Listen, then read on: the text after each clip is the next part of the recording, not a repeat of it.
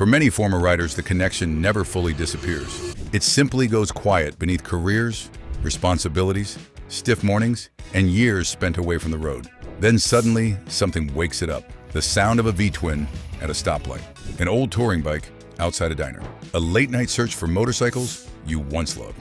And without warning, the memories return. Not just the machines, but the feeling attached to them: freedom, movement, clarity. Today, we're breaking down exactly what returning riders need to know before throwing a leg over a bike again, including the one mistake that quietly destroys confidence before the first real ride even begins. For most experienced riders, walking away from motorcycles did not happen in one dramatic moment. There was rarely a final ride that felt historic. No speech, no declaration. Life simply began demanding attention somewhere else. Careers expanded. Families needed stability. Free weekends slowly disappeared beneath obligations that felt impossible to ignore. The money once reserved for tires, fuel, and road trips started flowing toward mortgages, medical bills, tuition, and long-term security instead. And gradually, riding moved further into the background. Not because it stopped mattering, because other responsibilities temporarily mattered more. For some riders, health played a role. Old injuries lingered longer. Knees stiffened. Recovery slowed down. Others reached a stage where risk felt different once children, spouses, or aging parents depended on them. And for many, the motorcycle quietly vanished before the passion ever did. Sold during tighter financial years, traded for practicality, parked with the honest belief that another bike would come later. But later has a habit of moving faster than expected. What makes this experience so common is how often the emotional connection survives underneath everything else. An old jacket still hanging in the garage. A helmet stored in a closet nobody opens anymore. Old riding photos that somehow never get deleted. Even after years away, many former riders still slow down when they hear an engine echo through traffic. Not because they are stuck in the past, because some parts of identity never disappear completely. If this video is already bringing back memories of roads you thought were behind you, hit that like button. That kind of support genuinely helps us keep creating thoughtful motorcycle content for riders who still carry the road with them even after years away from it. And there should be no shame in stepping away. Choosing family, stability, health, or responsibility does not erase the years someone spent riding. It does not make their experience less real. If anything, the fact that the desire still exists after all this time proves how deeply motorcycling once mattered. And now, for many riders, life is finally creating space again, which leads to a different question entirely. After everything that changed, why does returning suddenly feel possible now? For many former riders, the biggest surprise is realizing how much easier modern motorcycles have become to live with. Not softer, not less exciting, just more refined in ways that matter over real miles. The heavy clutches, abrupt throttle response, and unforgiving braking systems many riders remember are no longer the standard experience. Today's motorcycles start easier, balance better at low speeds, and deliver power with far more control and predictability. Even affordable middleweight bikes now offer comfort, stability, and confidence that older generations rarely managed without compromise. And that shift changes something important, because most returning riders are no longer chasing the same experience they wanted decades ago. The goal is not proving fearlessness. It is rediscovering freedom without unnecessary stress attached to it. That is exactly why modern motorcycles feel surprisingly appealing to so many experienced riders returning later in life. They demand less physical effort while delivering more overall control. Safety technology evolved quietly too. Anti-lock braking systems, traction control, riding modes, and dramatically improved tire compounds have transformed how stable motorcycles feel during emergency situations, rough weather, and unpredictable roads. Not by replacing rider skill, but by giving riders more margin when conditions become imperfect. And financially, returning often feels more realistic than many people expect. Modern motorcycles last longer, require less constant tinkering, and the used market offers everything from approachable standard bikes to comfortable touring machines at prices that no longer feel unreachable. But perhaps the biggest difference is psychological. Years ago, riding sometimes revolved around speed, ego, or identity. Later in life, the attraction becomes quieter, more personal. Riding becomes less about escape and more about clarity, a way to breathe again. After years spent carrying responsibilities that never seemed to slow down, Many returning riders don't expect this part of the journey to feel so different. Not just the motorcycles, but the way riding itself feels after years away. So let's hear from you. What surprised you more when you thought about getting back on a bike again? The changes in modern motorcycles, or the way your own perspective on riding has shifted over time? Drop your experience in the comments. And if you're in that space right now where you're seriously considering a return, you're definitely not alone in that feeling. Still, optimism alone is not enough, because while the emotional connection may feel familiar, the riding world itself changed dramatically during the years many former riders were away. And understanding those changes becomes the next critical step before turning a key again. And this is where many returning riders make a quiet but extremely important discovery. The motorcycle did not become unrecognizable while they were away, but the world around it absolutely did, because the foundation of riding still survives exactly where it always has. Smooth throttle input, vision through corners, reading traffic before problems fully develop, feeling weight transfer underneath the chassis, staying calm when conditions suddenly tighten. Those instincts still sit at the center of every competent rider, no matter how many years have passed since the last ride. And that matters more than most people realize, because many former riders carry a private assumption they rarely say out loud, that maybe too much time has passed, maybe age replaced instinct, maybe the version of themselves that once felt natural on a motorcycle disappeared somewhere between careers, responsibilities, injuries, mortgages, and years spent away from the saddle.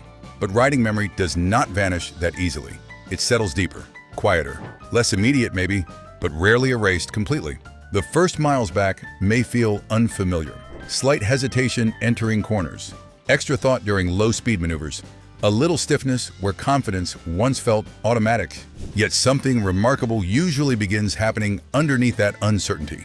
The awareness starts returning, not perfectly, not instantly, but enough to remind riders that experience leaves marks the body remembers long after the mind begins doubting itself. At the same time, pretending nothing changed would be a mistake. Modern motorcycles behave differently. Electronics now influence braking stability, traction behavior, suspension response, and power delivery in ways older machines never attempted. Tires generate astonishing levels of grip compared to what many riders remember from decades ago. Even middleweight motorcycles now feel more refined, more balanced, and less physically demanding during long hours on the road. But the largest transformation may not be mechanical at all. Traffic itself changed personality. Drivers divide attention between screens, navigation systems, notifications, and constant distraction. Roads feel faster, denser, less predictable. And that reality changes the entire psychological environment surrounding modern riding, which creates a fascinating contradiction. Returning riders still possess the hardest lesson motorcycling ever teaches: respect. But now that experience must operate inside conditions that reward awareness differently than before. And once that realization settles in, another question immediately begins rising to the surface. Not whether modern motorcycles became safer, but how they quietly intervene when human judgment falls just slightly behind the moment. One of the biggest differences many returning riders notice today is not horsepower, not styling, not even performance. It is something far less visible, but far more important under pressure. Modern motorcycles became dramatically more forgiving. Older machines demanded absolute precision during critical moments because they offered almost no margin for error. Too much front brake in the rain, abrupt throttle on cold pavement, panic braking mid-corner. Those mistakes could escalate instantly. The motorcycle responded with complete honesty, sometimes brutally so. That environment shaped an entire generation of riders. Respect was not theoretical. It was learned through consequences. Modern motorcycles still demand discipline, but they no longer abandon the rider quite as quickly when human reactions fall slightly behind the situation. That change becomes immediately visible through systems like ABS. Anti-lock braking does something deceptively simple. It preserves stability during moments where instinct and panic begin colliding together. A driver stops suddenly. Gravel appears where the road looked clean. Rainwater collects at an intersection. The rider grabs more brake pressure than intended. On older motorcycles, that moment could instantly lock a wheel and overwhelm traction before correction was even possible. ABS changes the behavior of that mistake. Instead of the tire immediately surrendering grip, the system rapidly manages braking force to help maintain stability and steering control while slowing aggressively. Physics still exists, risk still exists, but the motorcycle becomes less eager to punish small errors with catastrophic consequences. And this is exactly where many experienced riders start to feel a shift in perception, because a BS is not something you notice every day, but something you only truly understand in the moments you hope you never have to experience. So let's pause here for a second. Have you ever had a breaking moment on a motorcycle where things got just a little too close for comfort? And if you're thinking about returning to riding, does that kind of system change how confident you feel about stepping back into traffic again? Drop your experience in the comments, especially if you've ridden both older and newer machines. Traction control follows a similar philosophy, not replacing skill, supporting it. Dusty pavement, wet paint lines, uneven asphalt exiting a corner. A throttle input arrives slightly too aggressively after years away from riding. Older motorcycles often amplify those moments into instability remarkably fast. Modern traction systems intervene before rear wheel slip fully develops, helping restore composure before the situation spirals outward. And in that psychological effect matters enormously for returning riders. Because rebuilding confidence is not just physical, it is neurological. Riders are adapting to heavier traffic, distracted drivers, and faster environments than many remember. Knowing modern electronics quietly operate in the background changes the emotional experience of returning to the road. But this is where the misunderstanding begins. Great riders do not depend on these systems instead of awareness. They appreciate them for the same reason. Experienced pilots respect backup instruments, not because failure is expected, but because humans remain imperfect under sudden pressure. And once motorcycles became smarter at managing those imperfect moments, another transformation became impossible to ignore. The tiny contact patch connecting every decision to the pavement evolved too. Because for many returning riders, the first real surprise does not happen during acceleration. It happens in the first meaningful corner. The motorcycle feels planted in a way many older bikes simply did not. That sensation catches former riders off guard because older generations of tires trained people to carry a certain level of permanent caution. Cold rubber could feel vague for miles. Rain immediately changed the emotional atmosphere of a ride. Painted lines, rough pavement, or small patches of gravel often introduced tension the moment the motorcycle leaned over. Modern tires transformed that relationship completely, not by defeating physics, not by removing risk, but by dramatically improving how consistently motorcycles communicate with the rider underneath changing conditions. Rubber compounds evolved enormously over the years. Modern tires warm faster, maintain traction more effectively across wider temperature ranges, and deliver wet weather grip levels that would have felt almost unnatural decades ago. But the most important improvement is not maximum traction itself. It is trust. Because experienced riders are rarely chasing recklessness. What they value is clarity. They want the motorcycle to respond predictably entering corners. They want braking to feel composed instead of nervous. They want highway riding to feel stable rather than constantly unsettled by grooves, wind movement, or imperfect pavement. Modern tire technology quietly delivers exactly that. The motorcycle speaks more clearly now. Steering transitions feel calmer. Mid-corner corrections feel less dramatic. Combined with modern ABS systems, even emergency braking situations often feel more manageable than many returning riders expect during their first rides back. And psychologically, that matters more than specifications ever could. Confidence rarely returns through one dramatic moment. It rebuilds through smaller experiences, a clean corner entry, a smooth stop in unexpected rain, a highway ride that feels stable instead of exhausting. Little by little, the rider stops anticipating instability everywhere. But there is also an important contrast returning riders eventually have to confront honestly. Because while motorcycles improved dramatically over the years, with better brakes, better electronics, and vastly improved tires, the roads themselves evolved in a very different direction. Traffic became denser, drivers became more distracted. Phones inside vehicles created an entirely new level of unpredictability that many former riders never dealt with during their earlier riding years. And unfortunately, that becomes the next major reality every returning rider has to understand: modern traffic behavior and the challenge of sharing the road with distracted drivers. For many returning riders, the motorcycle is not the hardest thing to reconnect with. The traffic is, because the mechanics of riding often come back surprisingly fast. The rhythm of throttle control, the instinct to scan through corners, the subtle awareness of balance underneath the chassis. Those sensations usually return piece by piece once the wheels begin moving again. But the roads themselves feel different now. Not simply busier, different in behavior, different in attention, different in the way people interact with the world around them while driving. Phones changed everything. Modern traffic operates under a constant layer of distraction that older generations of riders never faced at this scale.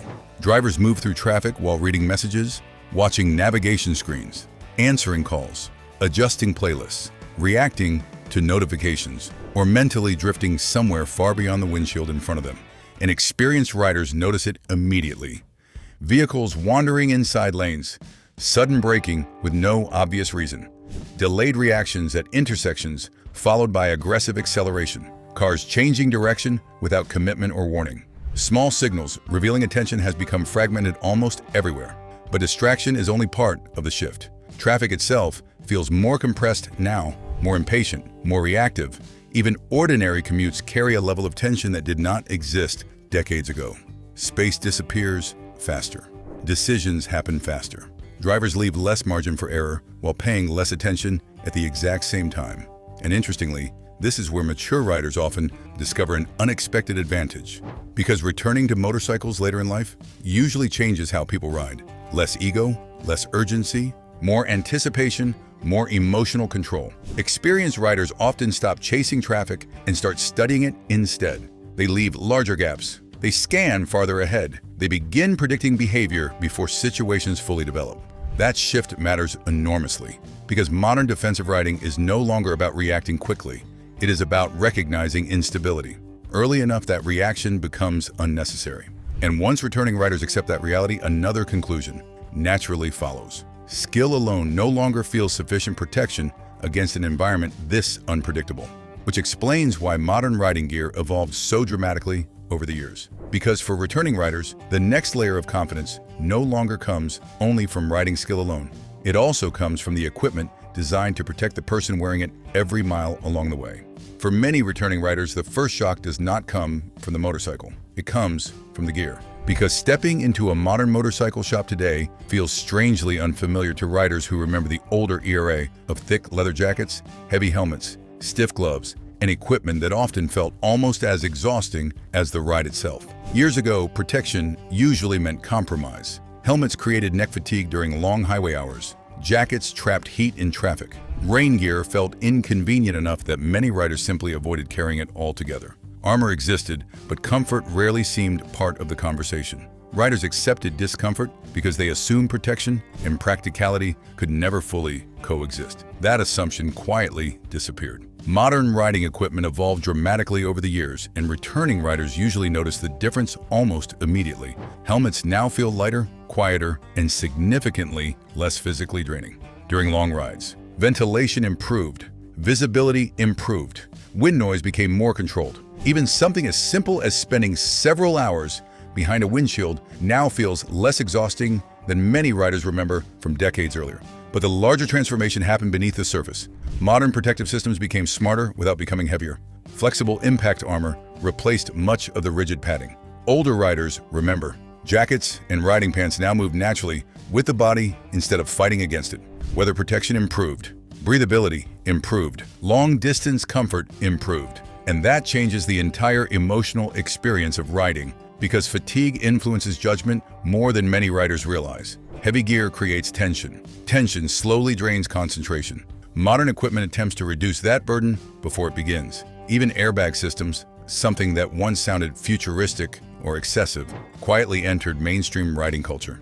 And interestingly, experienced riders increasingly view them the same way they view quality brakes or ABS, not as symbols of fear, but as intelligent preparation.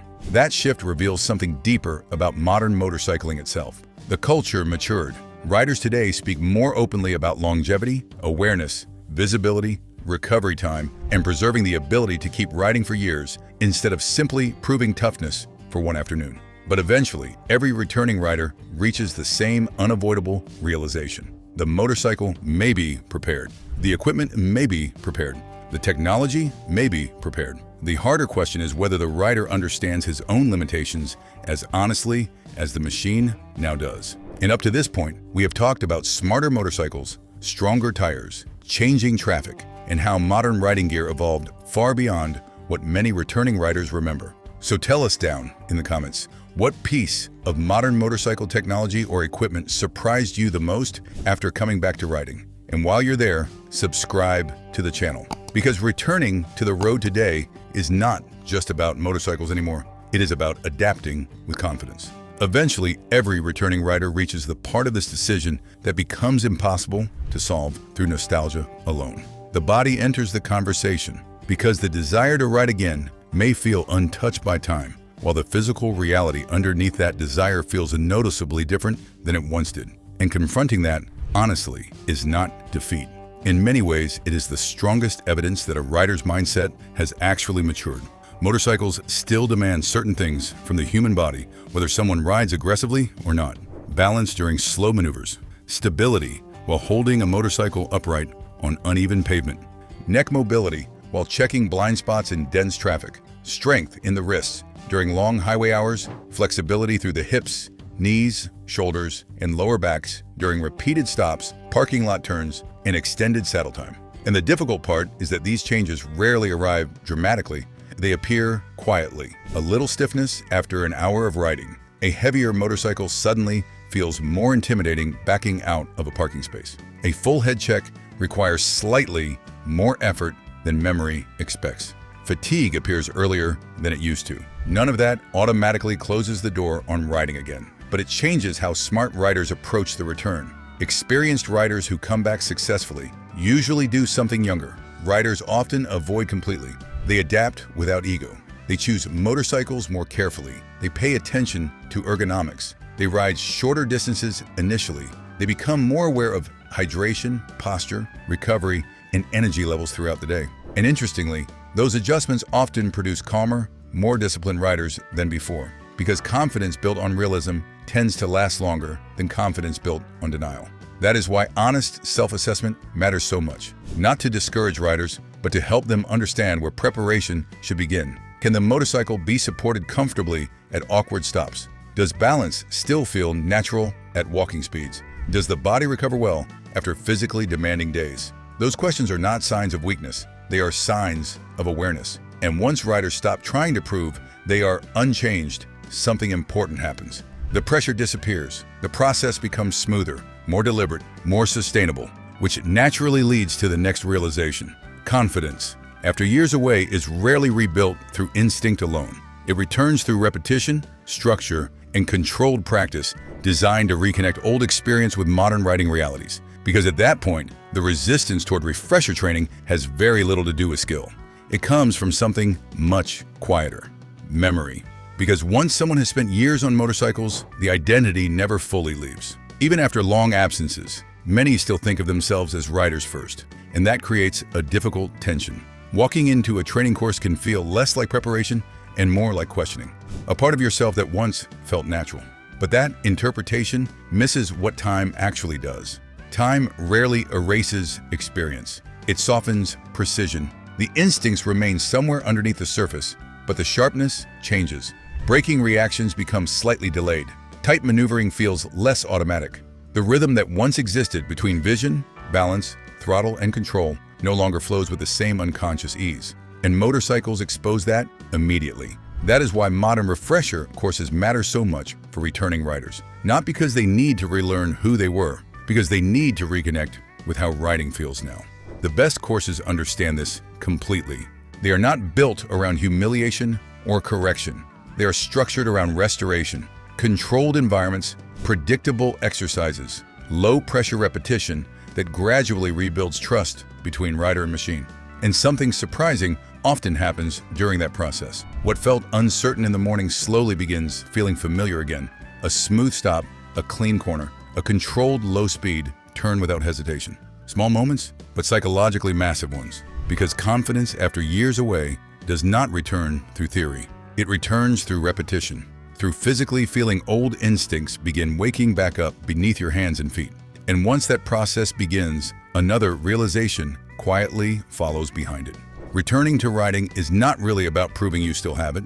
It is about discovering what kind of rider you have become after all the years in between. which naturally leads to the next decision that shapes everything afterward. Choosing a motorcycle that builds confidence instead of silently fighting against it. And this is where many returning riders make the wrong decision before the motorcycle even leaves the dealership. Because after years away, it is incredibly easy to shop with memory instead of reality. The machine that once represented freedom, confidence, or identity begins pulling attention first. A powerful sport bike, a massive touring platform, a heavyweight cruiser that once felt like the ultimate symbol of experience. And emotionally, that reaction makes complete sense. The problem is that nostalgia does not account for what changed during the years in between. Roads became faster, traffic became denser, bodies became less forgiving. Even priorities shifted quietly beneath the surface. And that is why the best motorcycle for returning is rarely the one that impresses people from a distance. It is the one that removes hesitation the moment you climb onto it. A motorcycle that feels manageable at low speeds changes everything psychologically. Confidence grows faster when the machine feels cooperative instead of demanding. Riders stop anticipating mistakes before they happen. Their posture relaxes. Vision stretches farther down the road again. Smoothness returns naturally because tension slowly disappears underneath the experience. That is why fundamentals matter so much here. Comfortable seat height, predictable throttle response, balanced weight distribution, neutral ergonomics, stability during slow maneuvers. These details sound small on paper, but they shape every mile emotionally. Because after years away, the right motorcycle does not make someone feel reckless again. It makes riding feel welcoming again. And once riders understand what actually matters, after years away from motorcycles, something interesting begins happening mentally. They stop imagining fantasy motorcycles and start imagining real rides again. Quiet morning roads, comfortable weekend miles, easy stops at traffic lights, without tension sitting underneath every movement. And that shift changes how motorcycles are evaluated entirely. Because the best return to riding machines are rarely the ones built around intimidation. They are the ones that quietly encourage consistency. For many riders, middleweight cruisers become the first place that balance appears. Motorcycles like the Honda Rebel 500 or Kawasaki Vulcan S immediately reduce stress through approachable ergonomics, manageable weight, and calm power delivery. Newer Rebel 500 models generally sit between roughly $6,500 and $7,000 new, while clean used examples often fall closer to the mid-$4,000 range. The trade-off is long-distance comfort. Riders planning frequent interstate travel may eventually want greater wind protection and touring capability. Then there are motorcycles that many former riders barely recognize because this category exploded while they were away: practical naked middleweights. Machines like the Yamaha MT-07, Suzuki SV650, and Honda CB500EF combine upright comfort with responsive handling that feels engaging without becoming physically draining. And once riders begin picturing those motorcycles sitting in their garage again, another realization naturally appears. Returning safely is no longer just about choosing the right machine. It is also about rebuilding the protective system surrounding the rider themselves. Because for many returning riders, one of the biggest shocks is not the motorcycles themselves. It is the equipment surrounding them. Years ago, riding gear often felt like something endured rather than appreciated. Heavy helmets, stiff jackets, poor airflow, protection that added fatigue before the ride even properly began. Modern gear changes that experience completely. Today's helmets are lighter, quieter, and significantly more refined, with technologies like MIPS systems adding protection many riders never had access to years earlier. Jackets and pants evolved too. Modern materials feel flexible, breathable, and comfortable enough that riders no longer rush to remove them the moment the engine shuts off. Even armor changed. CE-rated protection became thinner, softer, and dramatically easier to live with during real-world riding. And perhaps the clear sign of progress is wearable airbag technology. What once sounded futuristic is now practical, everyday equipment designed to reduce injury severity during serious crashes. Because returning riders often think differently about protection now, not out of fear, but perspective. Riding longer matters more than looking fearless. And once the gear, motorcycle, and mindset finally begin aligning together, the return stops feeling hypothetical. It starts feeling close enough to touch. And before getting into that, if you want to support this channel even more while getting early access to upcoming motorcycle videos, become a member and ride with us before the next journey even begins. And the biggest mistake returning riders make is assuming confidence returns all at once. It usually does not. Riding memory comes back in stages. First, the controls feel familiar again, then balance returns, then timing. Then awareness begins widening beyond the motorcycle itself. And riders who adapt most successfully understand something important very early. The first few months are not about proving anything. They are about rebuilding rhythm carefully enough that confidence grows naturally instead of collapsing under pressure. The first weeks should feel intentionally controlled. Empty parking lots, quiet roads, repeated low-speed exercises that restore smoothness without traffic demanding constant attention. Because this is where instinct quietly wakes back up. A clean U-turn, a controlled stop, a smooth throttle transition without hesitation. Small moments, but psychologically powerful ones. Then gradually, familiar roads begin replacing practice areas. Short rides become longer ones. Traffic stops feeling overwhelming. The motorcycle stops feeling foreign. And somewhere around the second or third month, something deeper often changes. Returning riders stop chasing the version of themselves they remember from years earlier. They begin discovering a calmer version instead. Smoother, more patient, more observant. And that may be the most surprising part of returning after years away. Because riding later in life often feels less about proving something and more about appreciating something. The road slows down emotionally. Small rides begin carrying more meaning. Smoothness becomes more satisfying than aggression. Awareness becomes more valuable than speed. And many returning riders quietly discover they are actually better motorcyclists now than they were years earlier. Not because they became fearless, but because they became intentional, more patient, more observant, more controlled. The ego fades. The experience deepens. And that may be the real reason motorcycles continue pulling people back after all these years. Not to relive the past, but to reconnect with a calmer, wiser version of themselves that finally understands what riding was truly giving them all along. And trust me, the next video waiting on your screen goes even deeper into the machines, mindset, and road wisdom most riders never hear about until it is too late. Click the next video and continue the ride with us. Join the tribe by subscribing. And don't forget to like this video before the next engine fires up.